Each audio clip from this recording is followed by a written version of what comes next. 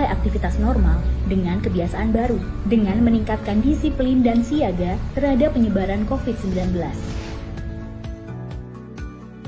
Seperti apakah kebiasaan-kebiasaan baru yang perlu kita terapkan? Usahakan tidak keluar rumah jika tidak ada keperluan mendesak. Jika harus keluar rumah, selalu gunakan masker. Pakai masker dengan benar dan hindari menyentuh masker terlalu sering. Saat di tempat umum, terapkan pembatasan sosial. Jaga jarak minimal 2 meter dengan orang lain. Sering mencuci tangan, terutama saat akan masuk ke dalam ruangan. Hindari penggunaan alat makan bersama saat di luar rumah. Usahakan bawa alat makan sendiri. Gunakan peralatan ibadah pribadi jika akan beribadah di tempat ibadah umum. Efisien menggunakan waktu di luar rumah. Segera selesaikan urusan dan pulang setelah urusan selesai. Hormati dan patuhi para tenaga kesehatan dan gugus tugas. Saling mengingatkan orang lain dalam penerapan protokol kesehatan dan menghargai jika diingatkan oleh orang lain. Jadikan kebiasaan-kebiasaan baru ini sebagai protokol kesehatan kita. Protokol kesehatan ada bukan untuk mengekang, tapi untuk kesehatan kita bersama.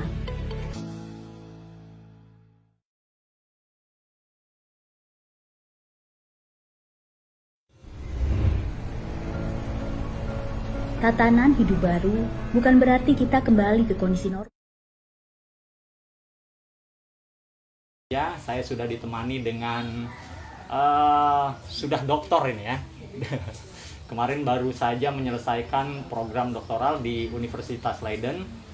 Hari ini kita akan mengupas lebih jauh penelitian beliau yang ditulis di Leiden sana. Beliau adalah kawan lama saya, jarang bertemu karena kesibukan masing-masing.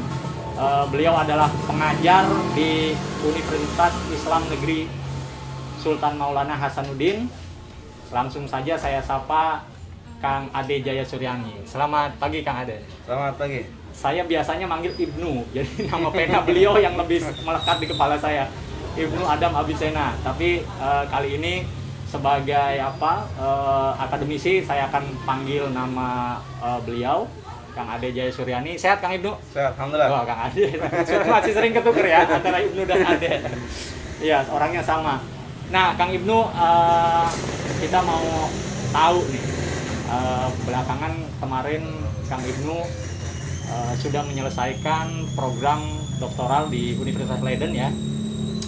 Tapi ngomong-ngomong sebelum kita masuk ke pembicaraan yang lebih serius, mungkin kita lepas saja ini karena sudah terasa agak panas ini. Yeah. Kita tetap menggunakan protokol kesehatan. Di sini ada hand sanitizer, Kang Ibu silahkan kita gunakan dulu. Boleh. Nah ini sambil tetap menjaga jarak.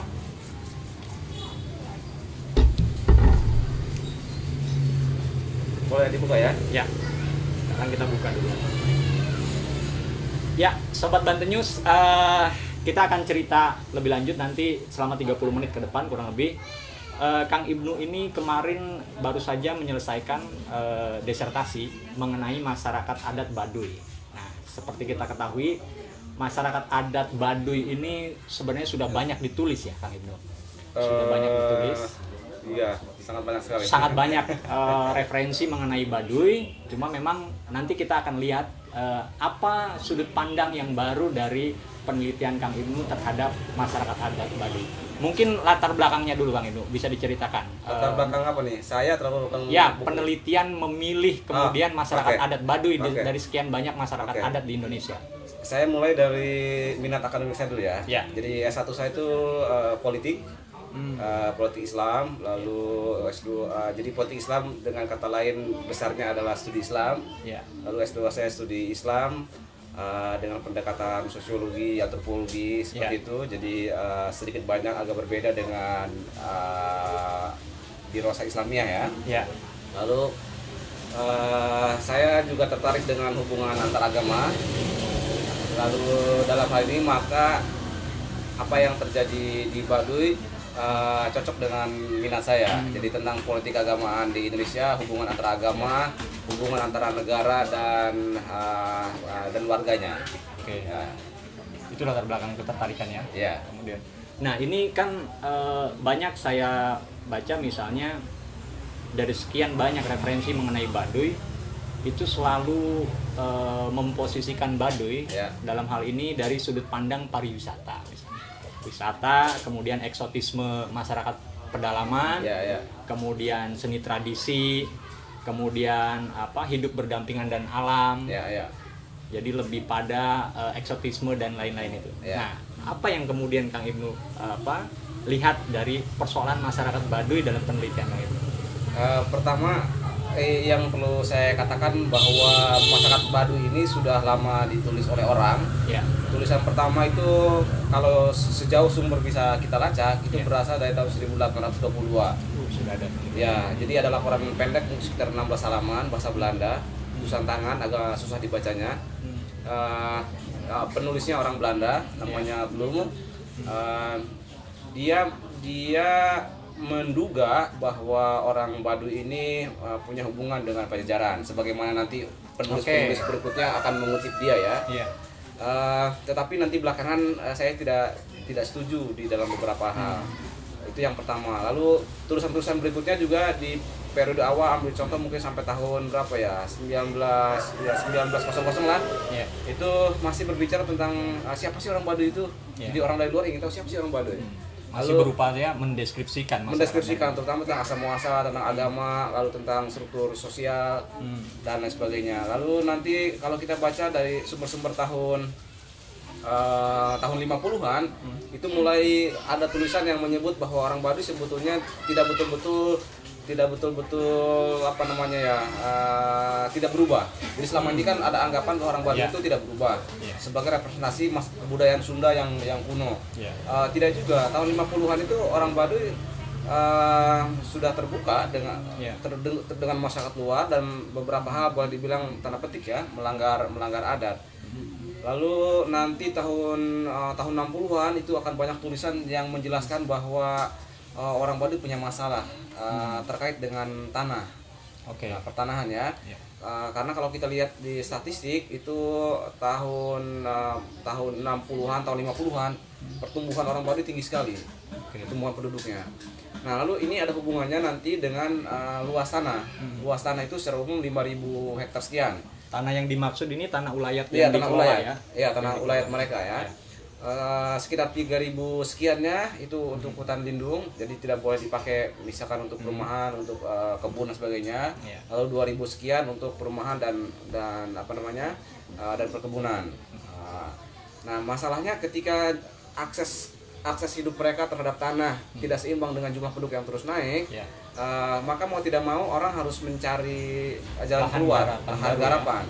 Di lain pihak, masyarakat Baduy tidak boleh mengembangkan teknik-teknik modern, misalkan pakai cangkul, bikin sawah dan sebagainya nggak boleh. Nah, pilihannya mau tidak mau mereka kemudian mencari lahan garapan di tanah-tanah sekitar lahan mereka. Sebagian banyak sumber menyebutkan bahwa itu mulai terjadi di tahun 50-an, tetapi ada satu sumber bilang itu sebetulnya sudah jauh terjadi ratusan tahun sebelumnya. Bahkan tahun 1800 katanya ada mereka sudah mulai mengelola tanah di luar tanah ulayat. Tetapi kita tidak punya buktinya ya yang bilang tahun 1900. Tapi kalau secara arsip tidak ada yang menjelaskan itu. Dokumen tidak ada. Ya, tapi kalau bilang tahun 60-an itu kita bisa wawancara orang-orang tua, itu juga masih bisa dapat. Lalu setelah masalah masalah pertanahan, tahun nanti nyangkut lagi ke persoalan bagaimana hubungan antara negara dengan masyarakat adat yang ada di Indonesia. Karena ketika Presiden Soeharto tahun berapa tuh, tahun 65 ya, 66 ke sini, dia ingin sekali memajukan pembangunan, ide pembangunan dia, dan oleh karena itu dia disebut dengan Bapak Pembangunan. dia ingin membangun seluruh masyarakat Indonesia, termasuk masyarakat adat. Terkecuali Baduy ya. Tak terkecuali. Oleh karena itu sebetulnya dari tahun 50-an itu sudah mulai ada pemukiman kembali. Ya.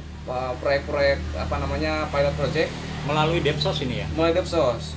Jadi Depsos mulai merelokasi Ya. suku-suku terasing dalam bahasa Depsos untuk bergabung dengan masyarakat yang lebih luas. Ya. Nah, nanti puncak-puncaknya sekitar tahun 65 ke sini, 65, 66 dan sebagainya. Ya. Nah, lewat program nasional di 13 provinsi di Indonesia. Nah, masyarakat Baduy sendiri sebetulnya tidak masuk ke dalam kategori masyarakat terasing. Ya. Ya, karena kenapa? Karena kita bisa datang ke Baduy. Orang Baduy juga kadang-kadang keluar. Ya. Jadi mereka tidak terasing, tapi mereka mengasingkan diri. Nah, masalahnya adalah mereka ada persoalan pertanahan. Oke. Nah, lalu ketua salah satu ketua pemimpin mereka, Puun di sana. bukan Puun, Bukan Puun, namanya boleh dibilang Jaro Pamarentah. Jaro Pamarentah. Jaro Pamarentah. Oke, iya. Itu namanya siapa namanya ya? Jaro Samin. Mhm. Itu kemudian menghubungi pemerintah Jawa Barat, dari pemerintah Jawa Barat kemudian dihubungkan dengan Depsos, lalu masyarakat Baduy sebagian dilibatkan di dalam proyek pemukiman kembali. Oke. Nah, ini juga menimbulkan konflik. Iya. Karena masyarakat adat atau Iya. terutama ketuanya tidak setuju. Oke. Tidak setuju. Ya. Nah, kalau melihat sejarah kan, karakter masyarakat Baduy ini kan lebih pada pertapa ya, secara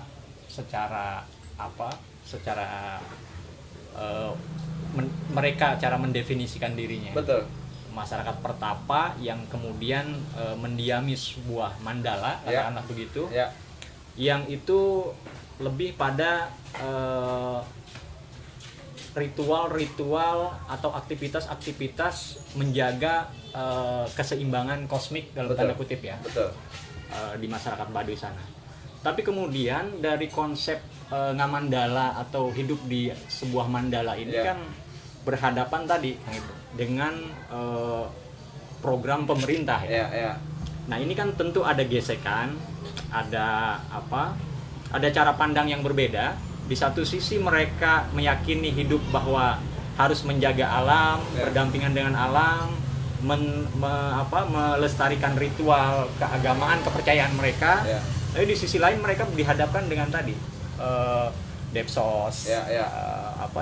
negara dalam hal Negara, ini di ya. situ, untuk Nah, berusaha memajukan. oke. Seperti apa gesekan yang kemudian? Sebetulnya posisi masyarakat adat buat negara ini istimewa. Oke. Dibandingkan masyarakat adat lain di Indonesia.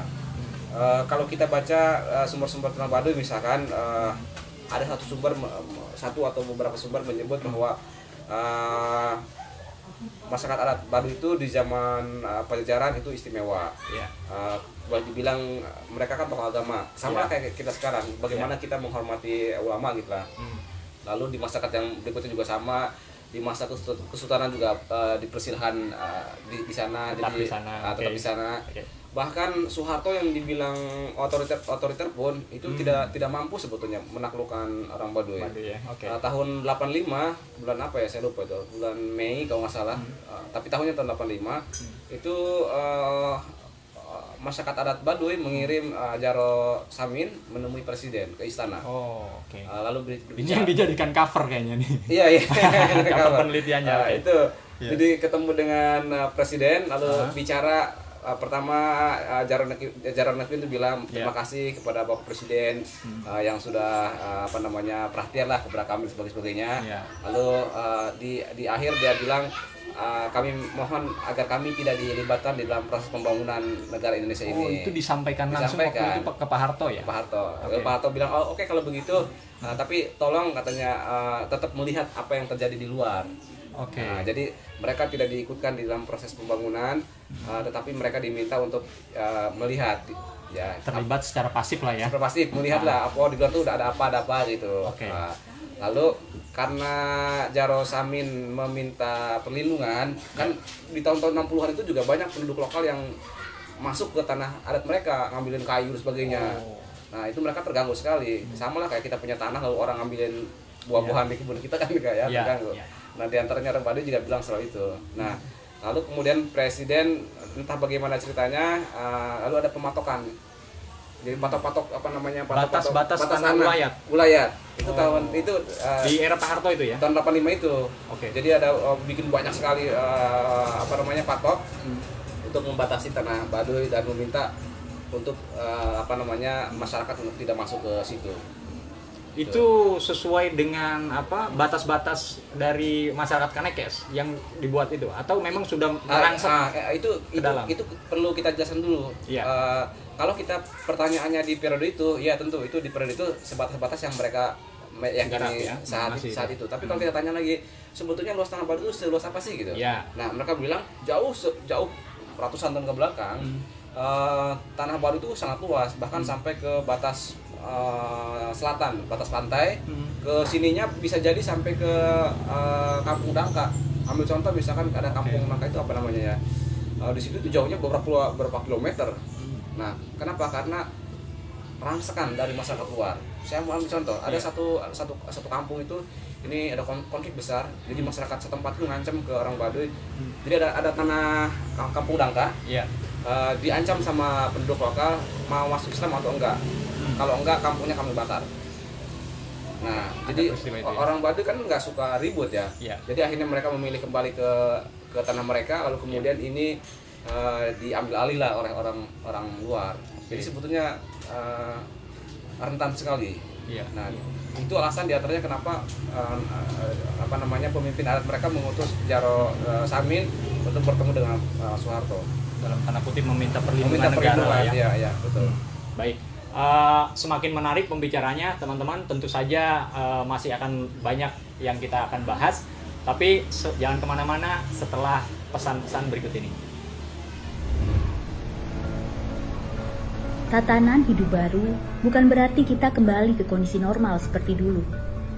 Tapi, kita memulai aktivitas normal dengan kebiasaan baru, dengan meningkatkan disiplin dan siaga terhadap penyebaran COVID-19.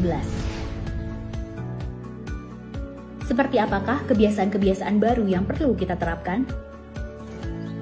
Usahakan tidak keluar rumah jika tidak ada keperluan mendesak. Jika harus keluar rumah, selalu gunakan masker. Pakai masker dengan benar dan hindari menyentuh masker terlalu sering. Saat di tempat umum, terapkan pembatasan sosial. Jaga jarak minimal 2 meter dengan orang lain. Sering mencuci tangan, terutama saat akan masuk ke dalam ruangan.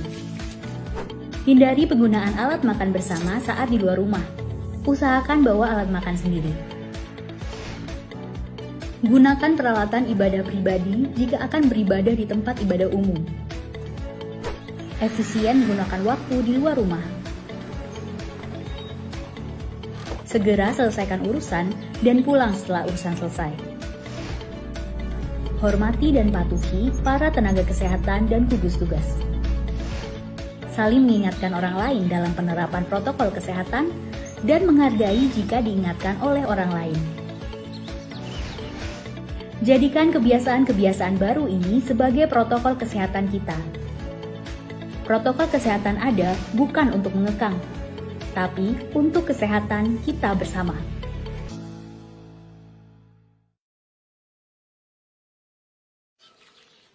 Jadi gini, kan lagi masa adaptasi ke kebiasaan baru. Saya lihat orang-orang sudah mulai kembali beraktivitas di luar. Jadi saya coba keluar buat jogging. Udah lama juga kan gak olahraga di luar. Pas di luar, wah orang-orang semua pakai masker. Bagus deh, aman, pada taat aturan, pikir saya. Tapi sesampainya di tempat jogging, ternyata rame banget. Pada berkerumun, ada yang pakai masker, tapi ada juga yang gak pakai. Walaupun pakai masker, kita harus tetap jaga jarak kan? Heran, kan katanya mulai kebiasaan baru. Ya ini mah sama aja dong. Udah gitu, saya lihat mantan saya lagi jogging sama temen-temennya. Gak pakai masker.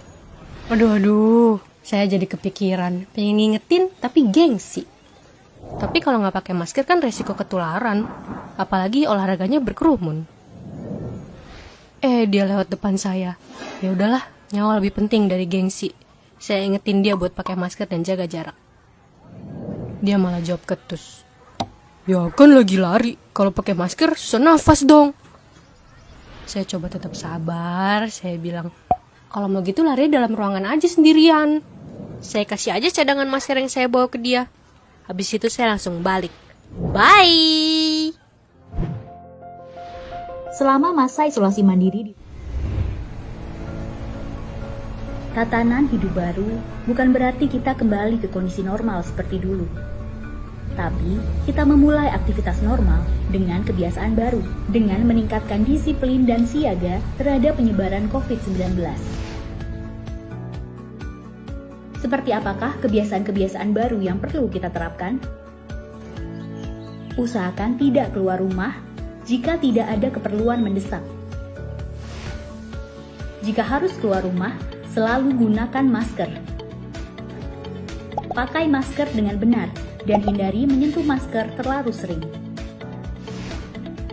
Saat di tempat umum, terapkan pembatasan sosial. Jaga jarak minimal 2 meter dengan orang lain. Sering mencuci tangan, terutama saat akan masuk ke dalam ruangan. Hindari penggunaan alat makan bersama saat di luar rumah. Usahakan bawa alat makan sendiri. Gunakan peralatan ibadah pribadi jika akan beribadah di tempat ibadah umum. Efisien menggunakan waktu di luar rumah. Segera selesaikan urusan dan pulang setelah urusan selesai. Hormati dan patuhi para tenaga kesehatan dan gugus tugas. Saling mengingatkan orang lain dalam penerapan protokol kesehatan dan menghargai jika diingatkan oleh orang lain. Jadikan kebiasaan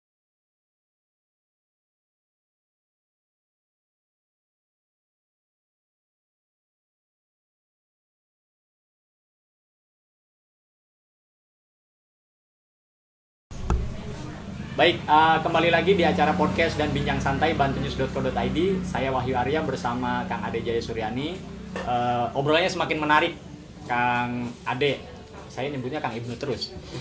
Baik, terkait tadi soal apa, mereka ini kan Baduy ya. Dalam hal ini kan sudah mendefinisikan diri clear, masyarakat pertapa lah ya, pertapa yang hidup di sebuah mandala. Tapi kemudian kita lihat juga dinamika di Baduy hari ini, atau mungkin sudah jauh lama terjadi, bahwa ada istilah Baduy dalam, Baduy luar. Nah, dua kelompok ini kemudian tentu ada ketegangan, tapi juga ada harmoni di kedua kelompok ini yang mencoba terus dibangun seiring dinamika itu. Nah, pergeseran macam apa kemudian Kang Ibnu yang dilihat dari penelitian Kang Ibnu, mulai dari adanya definisi Baduy luar, kemudian masuknya tadi program pemerintah dan lain-lain, seperti apa Kang Ibnu melihat dari fenomena semacam itu? Pertama kita harus mulai dari pertanyaan siapa orang Baduy. Ya. Tentang siapa orang Baduy, tentu kita sengaja sama orang Baduy sendiri. Ya. Nah, menurut mereka manusia ini terbagi ke dalam dua kelompok. Pertama kelompok petapa, dan yang kelompok kedua kelompok yang mengurus dunia. Nah, orang Baduy sendiri adalah petapa. Sebagai petapa, ya mereka tidak boleh menyibukkan diri dengan pembangunan, dengan urusan dunia ya, bisnis apa nggak perlu ya, itu bukan tugas mereka. Tugas mereka itu yang menjaga alam lah sederhananya ya. Nah, lalu masyarakat Baduy kemudian terbagi dua kelompok dalam satu sistem yang sama, kelompok Baduy dalam, kelompok Baduy luar. Lalu pertanyaannya, kenapa ada perbedaan ini? Ya, kita tidak punya jawaban yang pasti sebetulnya. Bagaimana apakah dulunya satu aja jadi dua, atau memang sejak awal dua dan sebagainya. Jadi kita hanya punya spekulasi.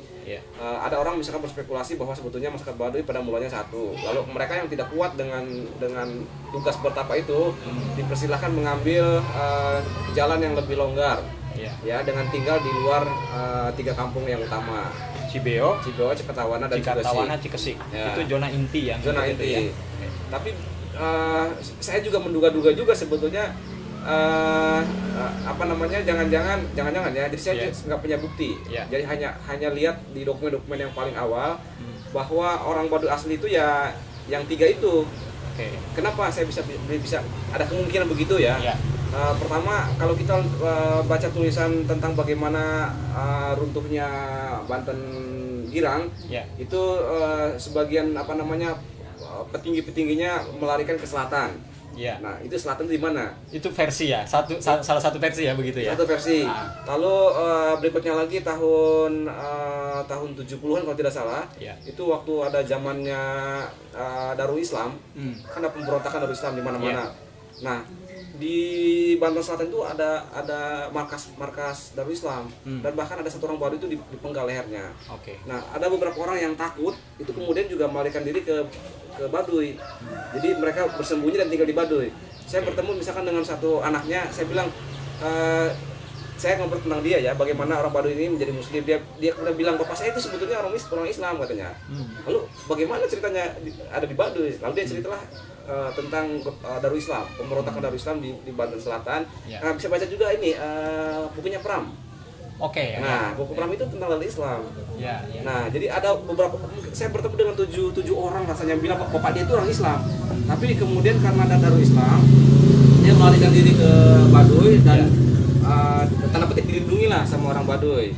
Dengan Baduy. Lalu kemudian punya anak pinak, lalu kemudian ada proses dinsos, pemukiman, lalu kemudian jadi muslim. Nah, jadi dengan kata lain sebetulnya ada orang-orang Baduy yang pernah bergabung dengan orang Baduy, dan bisa jadi mereka lah yang kemudian hidup sebagai Baduy yang lebih longgar itu. Tapi lagi-lagi kalau diminta bukti yang pasti agak sulit.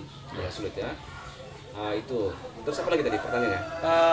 Dalam satu versi yang lain, Kak Ibnu, misalnya tadi soal kelompok Baduy dalam dan luar ya tadi ya. Tapi ada salah satu versi, misalnya saya menyimak juga bahwa di cerita Parahyangan,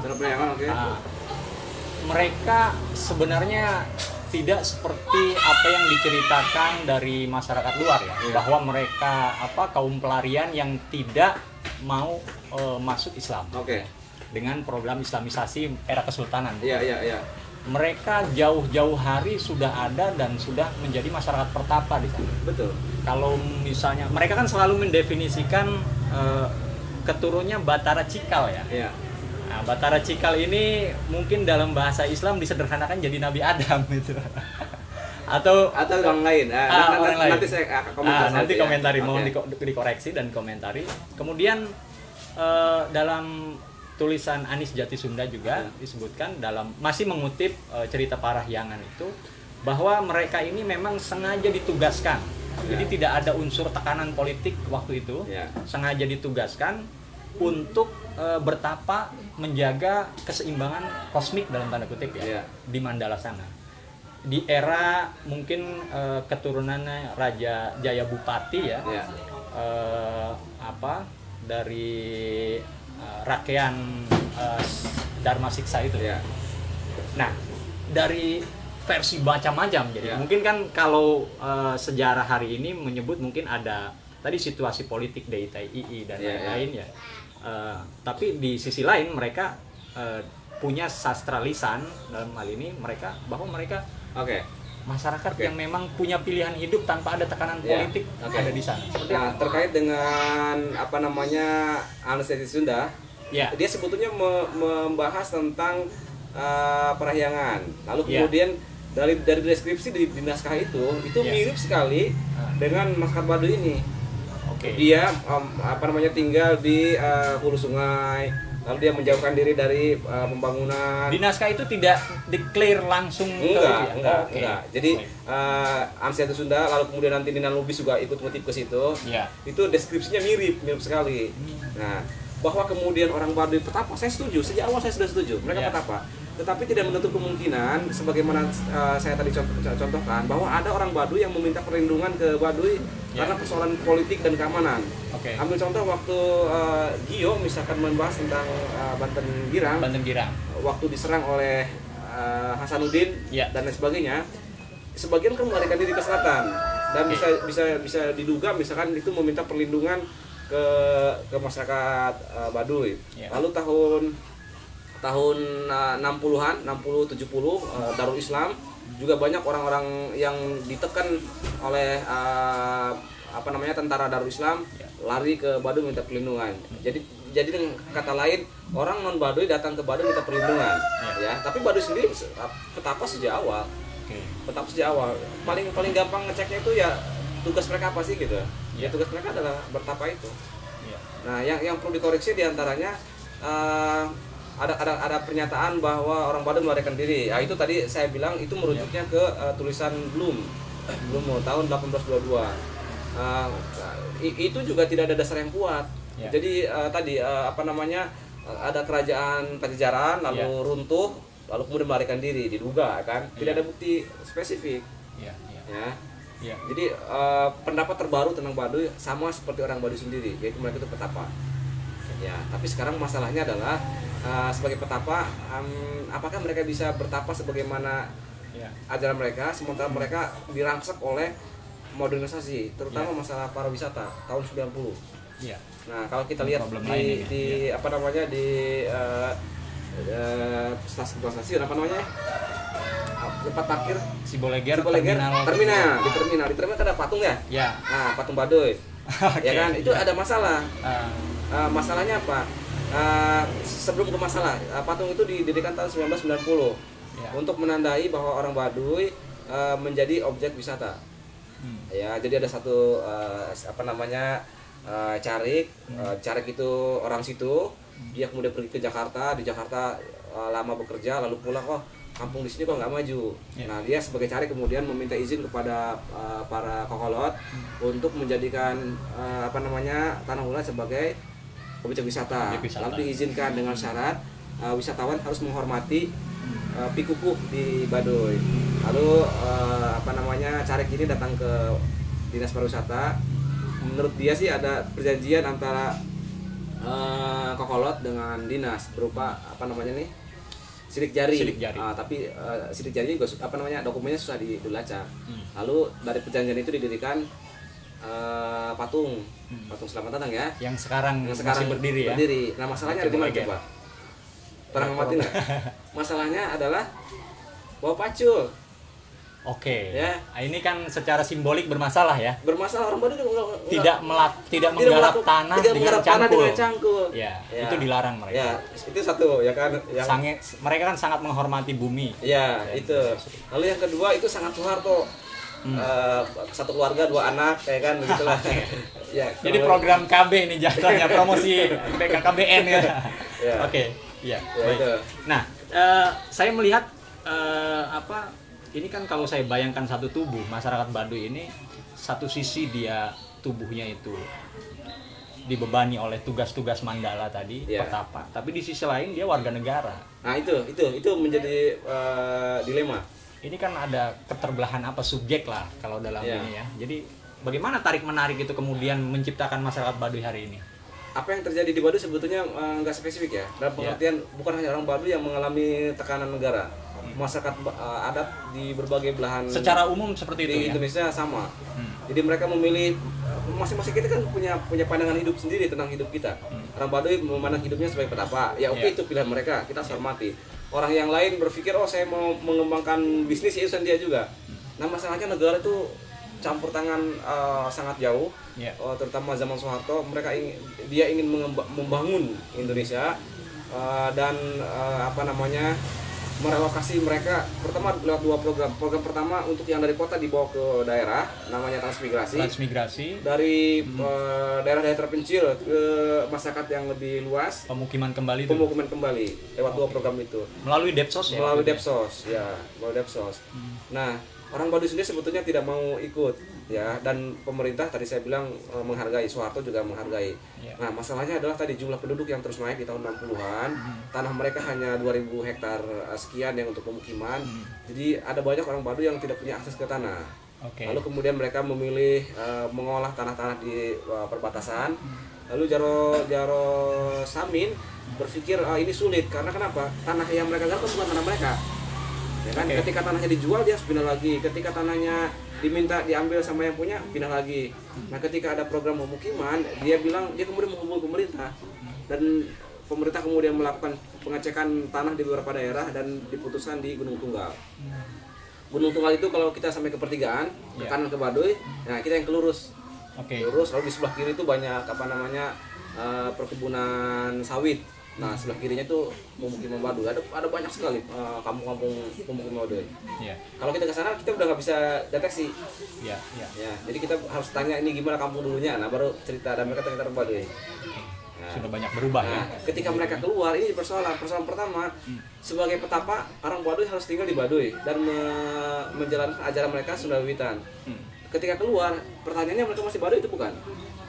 Menurut Kokolot, mereka bukan orang Baduy lagi. Karena sebagai orang Baduy mereka harus tinggal di tanah Baduy. Masalah lalu kemudian Kokolot itu nawarin kembali lagi atau kamu masuk Islam. Nah, banyak yang kembali ke tanah kembali lagi ke tanah wilayah, tapi sebagian memutuskan untuk tidak ikut.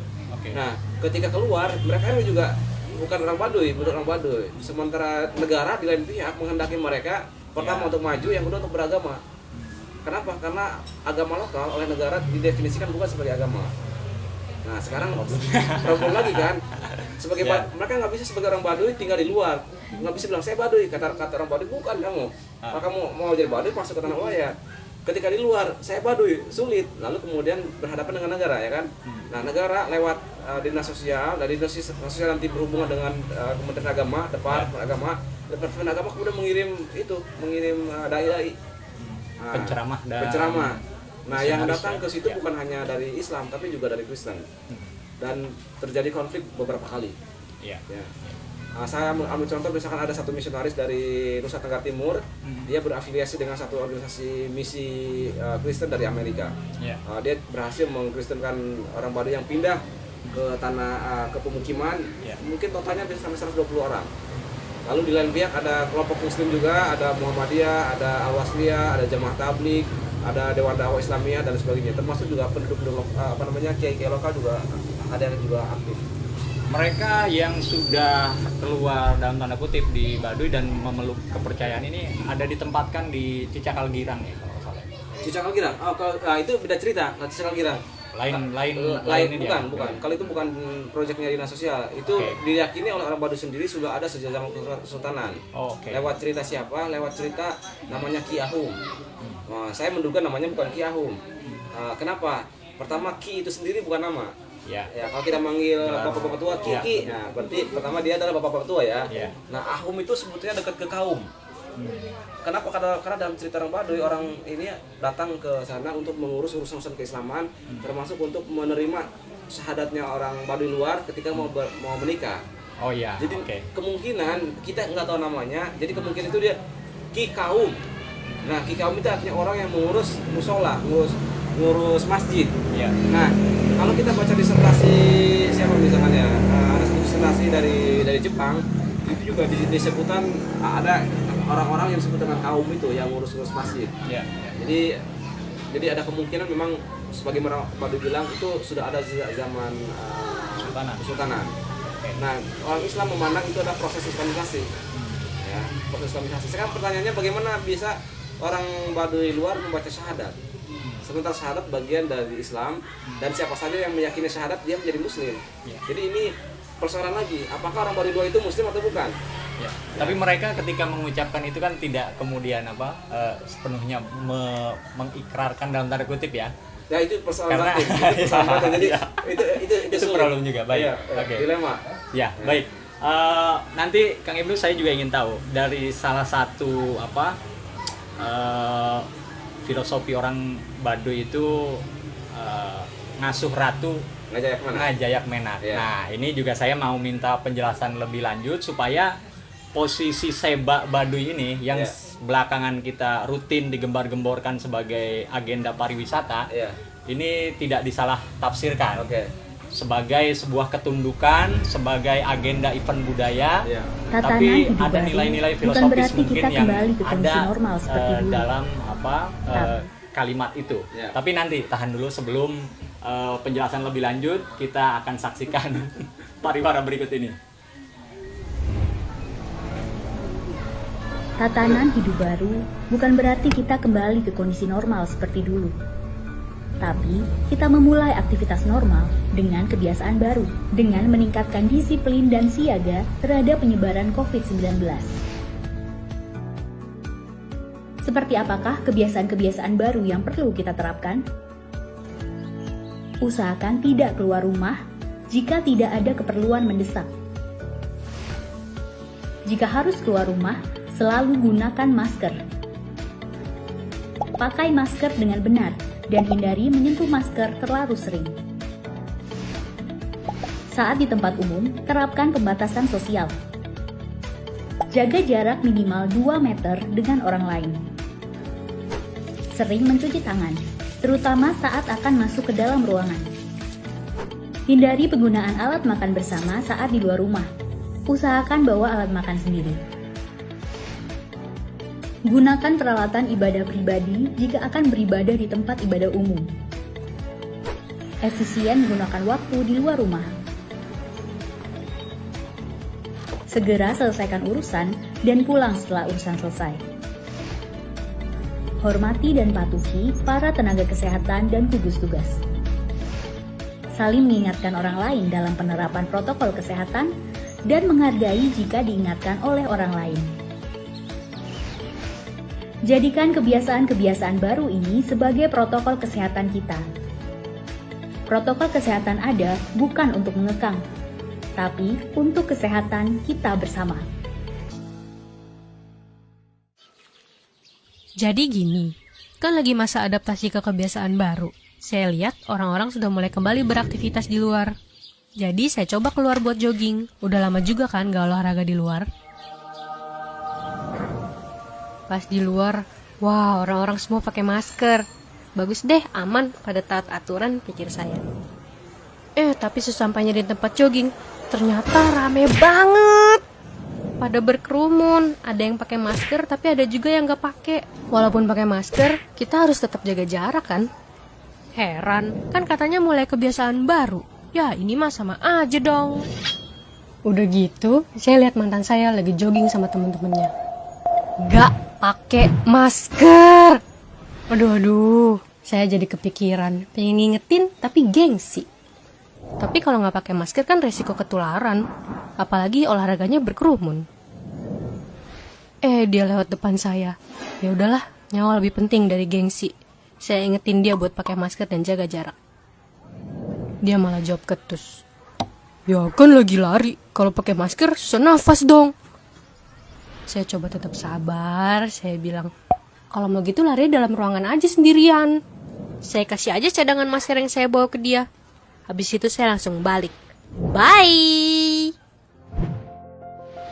Selama masa isolasi mandiri di rumah atau PSBB, wajar kalau kita merasa bosan dan stres. Sehingga ketika sekarang sudah mulai relaksasi, kita langsung ingin beraktivitas macam-macam. Tapi ingat, ini bukan berarti situasi sudah benar-benar aman. Pandemi ini masih berlangsung.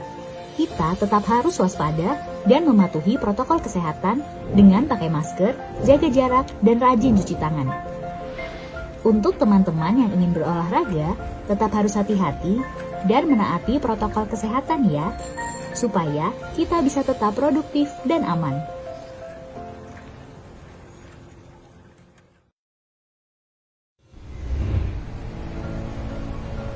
Tatanan hidup baru bukan berarti kita kembali ke kondisi normal seperti dulu. Tapi, kita memulai aktivitas normal dengan kebiasaan baru, dengan meningkatkan disiplin dan siaga terhadap penyebaran COVID-19. Seperti apakah kebiasaan-kebiasaan baru yang perlu kita terapkan? Usahakan tidak keluar rumah jika tidak ada keperluan mendesak. Jika harus keluar rumah, selalu gunakan masker. Pakai masker dengan benar dan hindari menyentuh masker terlalu sering. Saat di tempat umum, terapkan pembatasan sosial. Jaga jarak minimal 2 meter dengan orang lain. Sering mencuci tangan, terutama saat akan masuk ke dalam ruangan. Hindari penggunaan alat makan bersama saat di luar rumah. Usahakan bawa alat makan sendiri. Gunakan peralatan ibadah pribadi jika akan beribadah di tempat ibadah umum.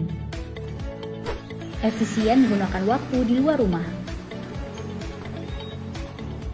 Segera selesaikan urusan dan pulang setelah urusan selesai. Hormati dan patuhi para tenaga kesehatan dan gugus tugas. saling mengingatkan orang lain dalam penerapan protokol kesehatan, dan menghargai jika diingatkan oleh orang lain. Jadikan kebiasaan-kebiasaan baru ini sebagai protokol kesehatan kita. Protokol kesehatan ada bukan untuk mengekang, tapi untuk kesehatan kita bersama.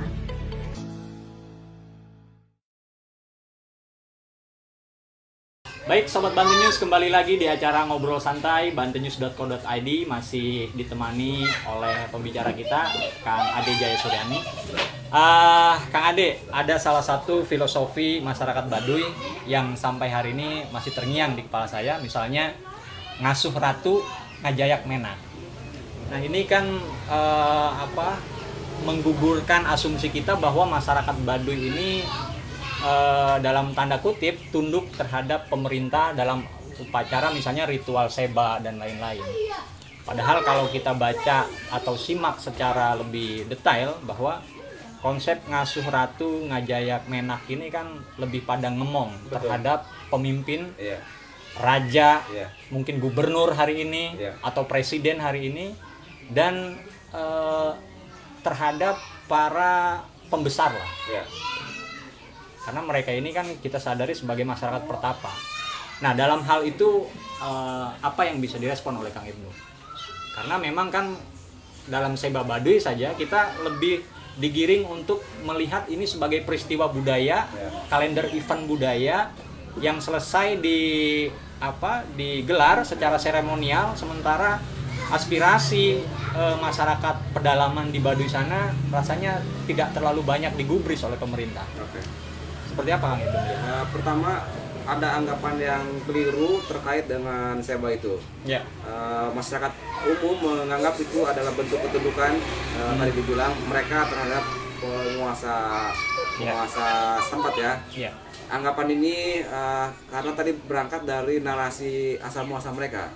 Jadi disebutkan mereka pelarian, lalu karena mereka melarikan diri supaya mereka aman, mereka kemudian menemui pemimpin yang menaklukkan mereka, lalu bawa opeti berupa buah-buahan sebagainya. Narasinya dari situ. Itu tidak sesuai dengan kata Seba itu sendiri. Seba itu dalam bahasa yang lain adalah Saba. Saba itu berkunjung sebagaimana kita berkunjung ke saudara kita, bawa makanan itu sesuatu yang sangat positif, ya kan?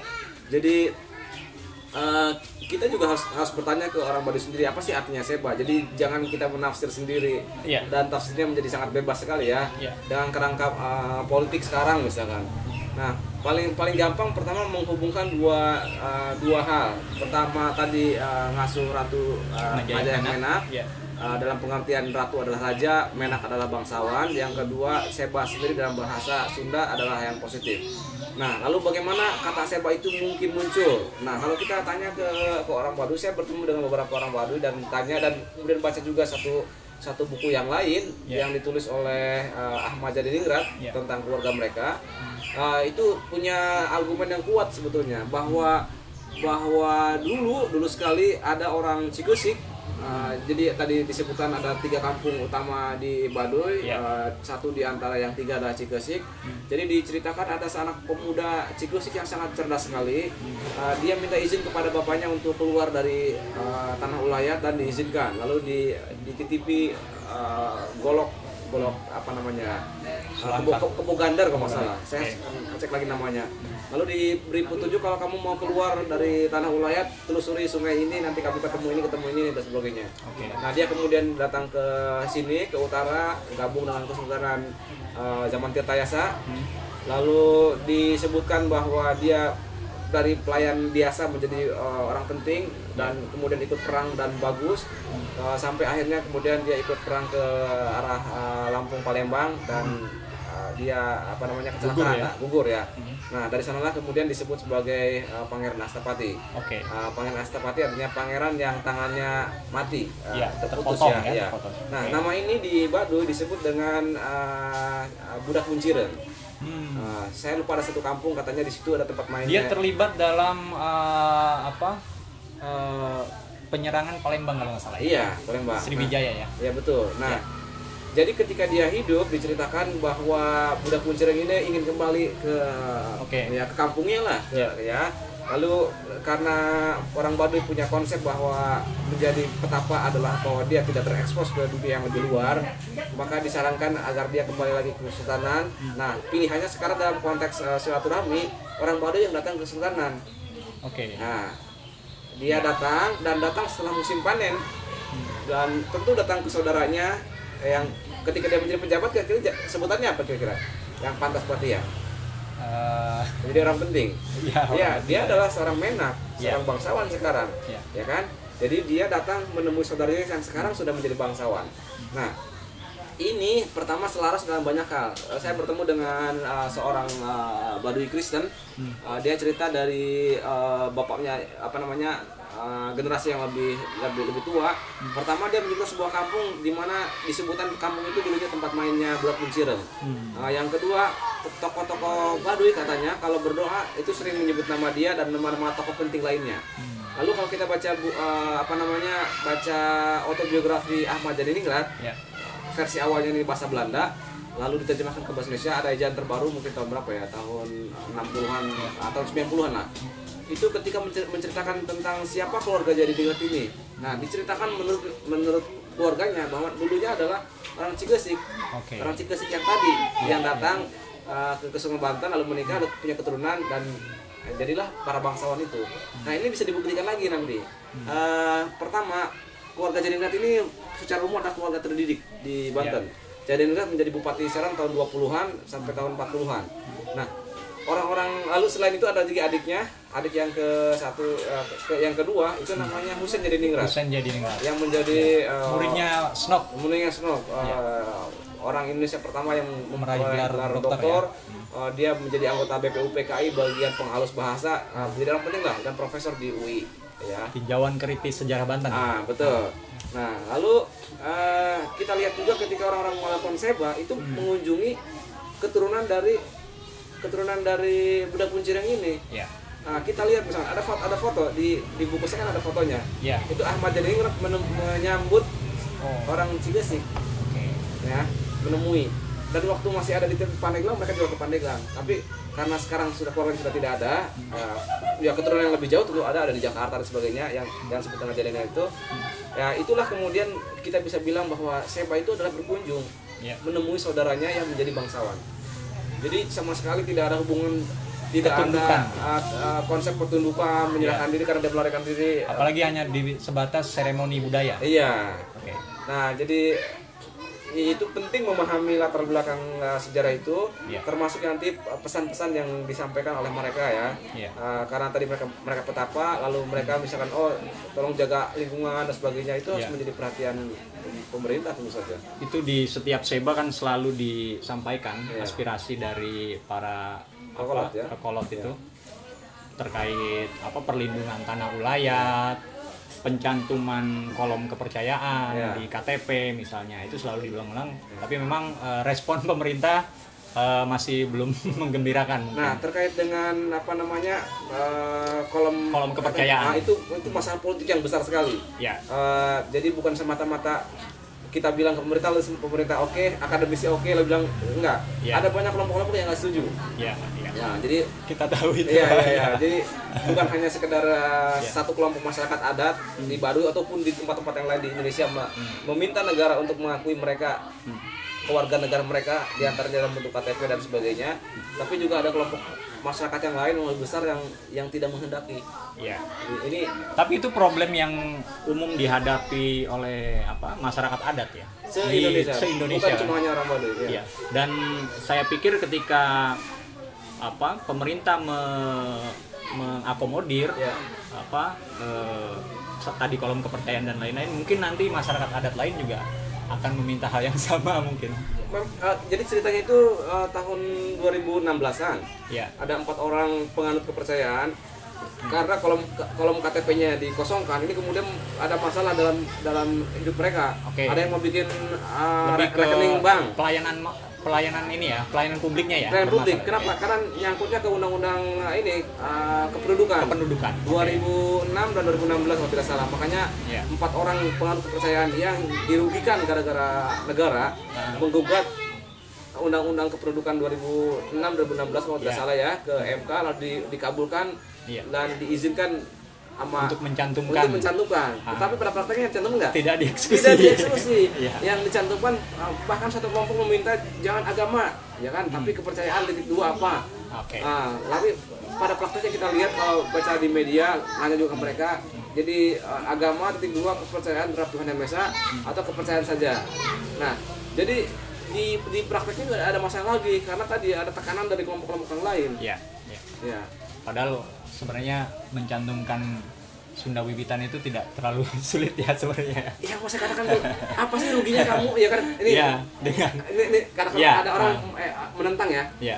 Apa sih ruginya kamu ketika orang lain nama agama dicantum di KTP-nya? Ya. Kecuali ini kalau betul. kita menggugat dia, nama agamamu Ya. jangan dicantumkan. Boleh dong Ya. dia marah ya? Ya. Nah, sekarang ada orang Ini lain. memang isunya apa?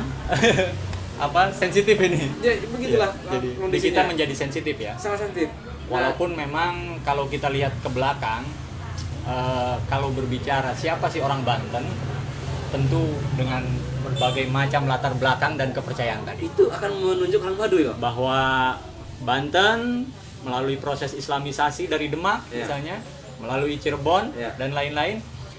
Jadi latar belakang sejarah ini sepertinya dipersempit dengan definisi-definisi agama dan negara tadi. Betul. Ya, ini ceritanya panjang memang, bisa sampai ke katakanlah tahun 45 ya. Ya. Waktu negara ini mau didirikan, kan dari anggota BPKP itu kebagi 2, 15 orang itu ingin Indonesia menjadi negara Islam, lalu yang lain ingin menjadi bukan ini ya, Ya, negara tidak. yang tidak menunjuk agama tertentu. Ya. Lalu ada negosiasi, Ya. pilihannya adalah orang Islam diberi kebebasan untuk menjalankan syariah Islam. Ya. Lalu dari sana tanggal 17 Agustus sore-sore jam 4 lah, Ya. ada utusan dari Indonesia Timur yang keberatan. Ya. Nah, lalu kemudian ini dibatalkan atas nama persatuan kan oleh Ya. Hatta dan teman-temannya, ada anggota kecil sekali. Nah, lalu kemudian orang Islam ini dari sini kemudian merasa terpinggirkan, maksudnya dibubarin, lalu orang Islam zaman Soeharto ditekan. Ya. Jadi mental Muslim Indonesia saat ini itu merasa meskipun mayoritas merasa terpinggirkan. Lalu impuls ekspresinya menjadi sekarang kayak sekarang orang lebih. Baik. Ya. Sebenarnya saya ingin lebih lanjut, tapi ini terlalu sensitif saya pikir. Tapi kembali lagi Kang Ibnu, begini. Dari kepercayaan yang mereka anut, misalnya aliran kepercayaan, begitu agama atau kepercayaan diposisikan sebagai laku hidup ya, lebih pada pengamalan hidup, bukan spekulasi filosofis tentang teologi ya. Saya melihat di masyarakat Baduy, tapi lebih pada praktek-praktek hidup, bahwa bekerja itu adalah bagian dari ibadah. Betul. Menjaga kebersihan lingkungan bagian dari ibadah. Jadi semua ditarik pada praktek-praktek hidup yang menurut saya sangat kontekstual untuk berbicara hari ini. Bagaimana situasi pandemi misalnya hari ini begitu menggoncang dunia. Negara-negara maju yang punya ilmu kedokteran yang hebat-hebat itu tumbang menghadapi pandemi. Ada anomali yang luar biasa yang mereka tidak siap. Tapi ternyata di masyarakat Baduy ada proteksi budaya yang mereka sudah bangun sejak lama. Misalnya kita ingat peristiwa misalnya awal-awal pandemi di Indonesia, pemerintah gencar mengkampanyekan soal lockdown, pembatasan wilayah. Di saat yang sama, secara siklus masyarakat Baduy melaksanakan kawalu, menutup diri atau menutup akses masyarakat luar untuk tidak masuk ke Baduy. Dan hari ini kalau kita bercermin pada data, di Baduy tidak ada satupun kasus COVID-19. Nah, saya minta tanggapan Kang Ibnu soal ini, soal bagaimana kepercayaan menjelma laku, kemudian bagaimana masyarakat Baduy bisa dengan mandiri tanpa obat-obatan yang rumit-rumit, dunia medis yang rumit-rumit, tapi ternyata bisa survive. Nah, kita perlu melihat ini dari perspektif sosiologi ya, bahwa di masyarakat tradisional hubungan antar individu itu demikian erat, dan termasuk ketundukan kepada pemimpin yang sangat kuat. Jadi kalau pemimpinnya bilang A, ya mereka akan setuju dengan A. Nah, sekarang lihat, kita bandingkan dengan masyarakat tanda petik yang modern kayak kita lah, atau negara maju. itu mereka mendefinisikan diri mereka sebagai individu. Oke. Ya, saya adalah saya, negara adalah negara, ya seperti itu ya. Iya. Lalu ketika negara bilang apa namanya jaga jarak dan sebagainya, sulit sekali. Ambil contoh, saya ikutin berita di Belanda, di Jerman, dan di negara Eropa, itu ribut terus sampai sekarang. Iya. Di Eindhoven atau di Rotterdam juga sama, rusuh. Kenapa? Hanya karena diminta oleh negara untuk tidak keluar jam 9 malam. Oke. Ya, mereka nggak Di bisa. sana ada PSBB juga ya? Mereka Dalam bahasa- ada jam malam. Jam malam, Jam ya? malam itu bahasa Belanda berarti jam malam, Avondklok. Ya, ada Avondklok. Jadi jam 9 Dibatasi jam keluar, 9 malam tidak ada tidak, aktivitas. mereka nggak kuat. Oke. Karena mereka kenapa? Karena tadi Apa budaya nongkrong di sana? iya, kebebasan individu yang sangat Oke. yang sangat bebas. Ya. Kalau di masyarakat adat dimanapun ya, termasuk di Baduy, kalau kata pemimpinnya nggak boleh, mereka akan turut. Secara umum ya, mereka nurut sekali.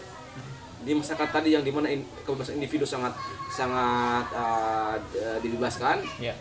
tanda petik dilindungi kebebasan individu, lalu ketika kebebasan itu ditutup, Ya. diminta untuk tidak keluar, mereka kelimpungan Cemas. sekali. Cemas, ribut di mana-mana. Coba kita nonton berita-berita. Ya, Saya yang paling gampang yang saya ikuti misalkan di Belanda, Ya. ada di Eindhoven, ada di Rotterdam, wah itu rusuh. Ya. Di Jerman juga rusuh. Bahkan di Finlandia atau di Swedia itu juga sama, rusuh juga. Secara ilmu dunia medis mereka sangat menguasai. Ya. Secara aturan mereka banyak sekali undang-undang. Ya. Tapi pada Saat praktik eksekusi, itu jadi aturan yang banyak itu kalah dengan pikukuh ya. ya. Pikukuh yang hanya keropak yang Ya, ya. 600 Ya. sekian itu, jadi itu menggantikan semua undang-undang. Jadi, nah maksud saya ketahanan budaya semacam ini, apakah kemudian sampai hari ini masih dipelihara secara kuat? Di sisi lain karena mereka juga kan teman-teman di Baduy misalnya ada program pemerintah terkait mungkin kesehatan dan lain-lain. Tapi ternyata kan pikukuh yang pendek-pendek Ya, itu ya. tapi begitu mengakar gitu kan. Ya. Seperti apa melihatnya?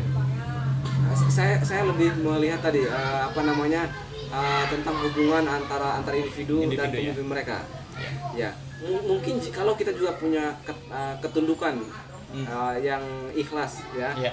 kepada pemimpin kita, di mana kita diminta tinggal di rumah, lalu kita nurut, mungkin juga bisa. Tetapi persoalannya ada variabel-variabel yang lain yang kita nggak punya. Contoh, Ya. apakah masing-masing kita punya tabungan yang cukup? Ya, Ya kan? Orang Ya. Baduy diminta tidak bekerja setahun mungkin bisa hidup karena di dalam loitnya punya banyak beras. duit ya, Punya persediaan pangan ya. persediaan pangan. Iya. Lalu juga mereka punya tanggung jawab ke saudaranya yang sakit, ke tetangga yang sakit. Apakah juga bisa berlaku begitu? Misalkan di sebuah komplek, tetangganya sakit, apakah orang di sekitar situ juga mau peduli? Itu Iya. juga pertanyaan kita kan. Iya. Di persoalan sosiologis, di mana sebagai individu punya tanggung jawab ke individu yang lain. Itu yang di kita itu memudar. Iya. Dan satu hal yang saya catat juga bahwa bukan budaya, kebiasaan menta itu sangat tabu di Baduy sana ya, untuk meminta, memposisikan tangan di bawah, Jangan hanya minta, dikasih aja nggak mau. dikasih tidak mau. Contoh dana desa yang sekian banyak, Ya. ditolak. Dan ada set tidak diambil ya, Ya, ya. saking mandirinya. Iya, saking mereka, mandirinya, ya. ya. Baik, Kang Ibnu, terima kasih waktunya, sangat menarik obrolan kita. Sekali lagi selamat untuk gelar doktor yang sudah diraih. Saya ingin ke depan mungkin disertasi ini dibukukan dalam bahasa Indonesia lah, supaya bisa diakses masyarakat luas, karena memang kita sangat butuh referensi terkait Baduy dari perspektif terutama antara masyarakat adat dan posisi negara ya. Betul. Di situ isu-isu krusial yang saya pikir banyak harus jadi perhatian dan jadi masukan untuk pemerintah ketika mengeksekusi kebijakan. Betul. Supaya tidak kemudian mencederai, tidak kemudian memaksakan dalam tanda kutip program-program yang dianggap membangun tapi kemudian Merusak. ternyata merusak akhirnya. Teman-teman Sobat Banten News, terima kasih waktunya sudah bersama kami. Kita lewat dari 30 menit, saking asiknya ngobrol. Jangan lupa, saya selalu mengingatkan teman-teman Sobat Banten News di rumah untuk tetap menjaga protokol kesehatan dengan 3M, memakai masker, mencuci tangan, dan menjaga jarak. Sampai jumpa di kesempatan berikutnya. Saya Wahyu Arya undur diri. Assalamualaikum warahmatullahi wabarakatuh. Waalaikumsalam warahmatullahi wabarakatuh. Tatanan hidup baru bukan berarti kita kembali ke kondisi normal seperti dulu. Tapi, kita memulai aktivitas normal dengan kebiasaan baru, dengan meningkatkan disiplin dan siaga terhadap penyebaran COVID-19. Seperti apakah kebiasaan-kebiasaan baru yang perlu kita terapkan? Usahakan tidak keluar rumah jika tidak ada keperluan mendesak. Jika harus keluar rumah, selalu gunakan masker. Pakai masker dengan benar dan hindari menyentuh masker terlalu sering. Saat di tempat umum, terapkan pembatasan sosial. Jaga jarak minimal 2